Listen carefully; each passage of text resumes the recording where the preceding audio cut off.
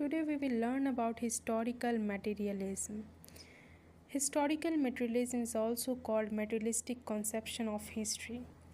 इसको Karl Marx ने contribution to critique of political economy 1859 इसमें दिया था।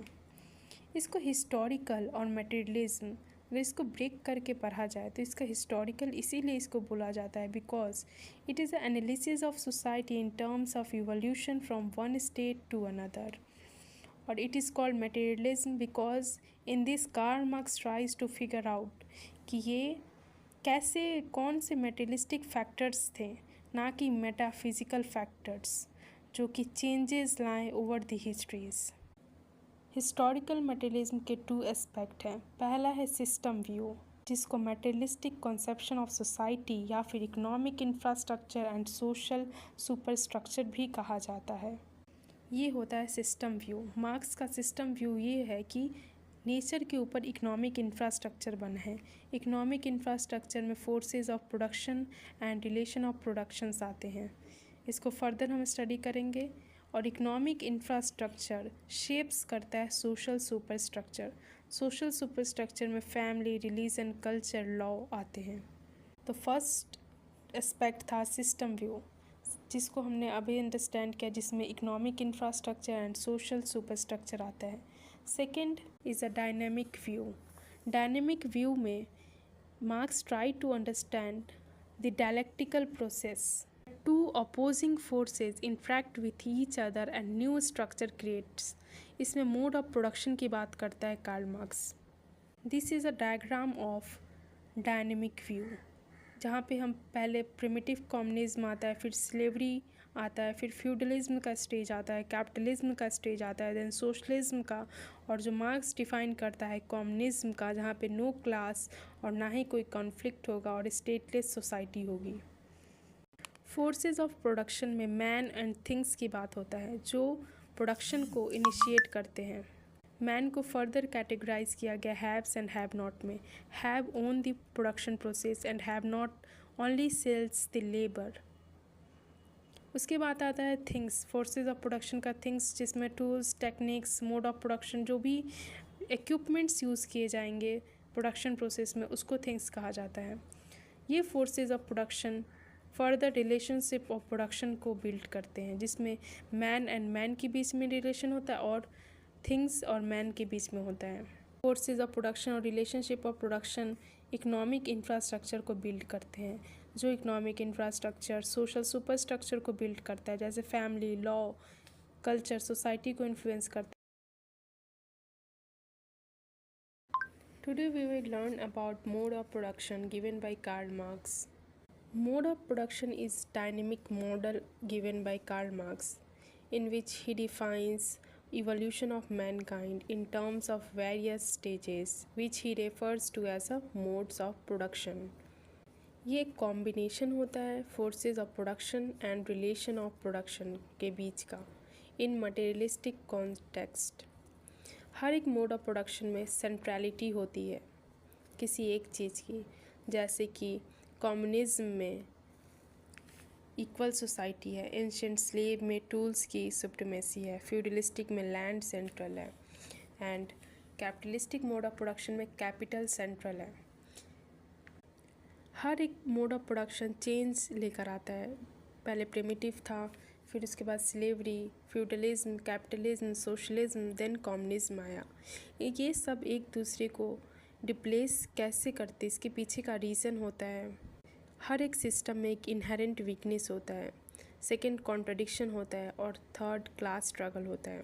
मार्क्स ने 6 मोड ऑफ प्रोडक्शन बताया, जिसमें 4 हिस्टोरिकल थे, 2 फ्यूचरिस्टिक थे। First is the primitive communism, in which all were equal access to forces of production और हंटिंग गैदरिंग सोसाइटी हुआ करती थी। Relation of production was based on cooperation, और यहाँ पे डी फैक्टो इक्वालिटी होती थी समाज में। धीरे धीरे जैसे जैसे टाइम पास हुआ तो इन्वेंशन हुआ न्यू टूल्स का, और forces of production become sophisticated.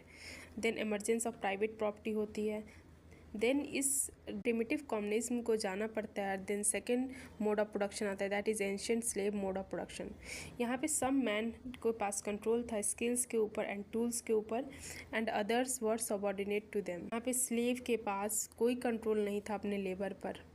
जैसे जैसे टाइम पास होता है, पॉपुलेशन इंक्रीज होता है स्लेव्स का, और slave for pressurize to produce more, और देयर एक्सप्लॉयटेशन इंक्रीज होता है, then slave revolted. Then new forces of production form होता है in the form of agriculture and feudalism. Then third mode of production आता है feudalistic mode of production, जहाँ पे land is central, और यहाँ पे फ्यूडल लॉर्ड्स और सर्फ हुआ करते थे। यहाँ पे सर्फ फ्री हुआ करते थे because they can sell their labour payment of taxes and services, but ये धीरे धीरे वक्त के साथ इंक्रीज होता गया। Revolted when mature condition arrived, मतलब जब ये सब कंडीशंस आए, inherent weakness, contradiction, class struggle, then they revolted, then the new forces of production form in the form of capitalistic mode of production. And in this, तो हम capitalistic mode of production समझ रहे थे in which capital is central. यहाँ पे proletariat एक class होता है that is called have not, and the second class is haves is called bourgeois class. Karl Marx बोलते हैं कि capital produces nothing, only labour produces wealth in the capitalistic mode of production. और यहाँ पे जो surplus होता है वो कैपिटलिस्ट अपने पास रख लेते हैं, and labour is alienated in this society. The most significant contradiction between in this mode of production is that कि जो सोशल कैरेक्टर ऑफ प्रोडक्शन है और प्राइवेट फॉर्म ऑफ एप्रोप्रिएशन, इन दोनों के बीच में कॉन्ट्रडिक्शन है, कॉन्फ्लिक्ट है in capitalist society. Social character of production क्या हुआ कैपिटलिस्ट मोड ऑफ प्रोडक्शन में, कि जो ओनरशिप है, जो ऑपरेसिंग क्लास है, वो कौन है, बॉर्जुआ है, द ओनर है, और जो ऑपरेस्ड क्लास है वो प्रोलिटेरिएट है। तो ये सोशल कैरेक्टर है। लेकिन जो सेकंड है प्राइवेट फॉर्म ऑफ एप्रोप्रिएशन, मतलब ये हाई चांसेस है कि कैपिटलिस्ट असाइन करते हैं प्रोलिटेरिएट को कितना उनको वेजेस देना है, जबकि जितना भी वेल्थ प्रोड्यूस हो रहा है इन this mode of production is produce by the labour. और इसी कॉन्ट्रडिक्शन की वजह से कॉन्फ्लिक्ट अकर होता है और वर्कर एक्सप्लॉयटेड फील करते हैं।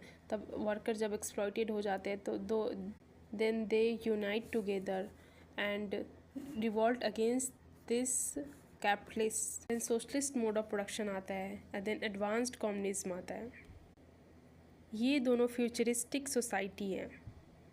In socialist mode of production, it is a transitory mode of production, जहाँ पे प्रोलिटेरिएट टॉपल करेंगे बॉर्जुआ को और रिवॉल्यूशन लेकर आएंगे। और स्टार्टिंग में इसको डिक्टेटरशिप ऑफ प्रोलिटेरिएट कहा जाता है, क्योंकि यहाँ पे ज़्यादातर जो रोल होगा वो प्रोलिटेरिएट अपने हाथ में रखेंगे। और जो रिवर्सल ऑफ कंट्रोल होगा, मतलब जो बॉर्जुआ से जो ऑपरेसिंग क्लास है, जो ऑपरेसिंग क्लास है, वहाँ से पावर शिफ्ट हो जाएगा ऑपरेस्ड क्लास प्रोलिटेरिएट के पास।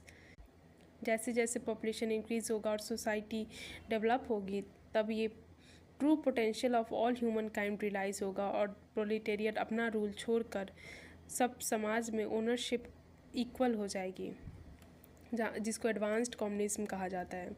Workers too will renounce their control, and there will be no class, and there will be reintegration of the self and human beings. True potential relies in this advanced communism. This is the final stages of history and class conflict. Primitive communism में no class, no conflict. Slavery में slave owner is oppressing class, slave is the oppressed class. Feudalism में land owner is the oppressing class, serf is the oppressed class. Capitalism में bourgeois proletariat. Socialism में state managed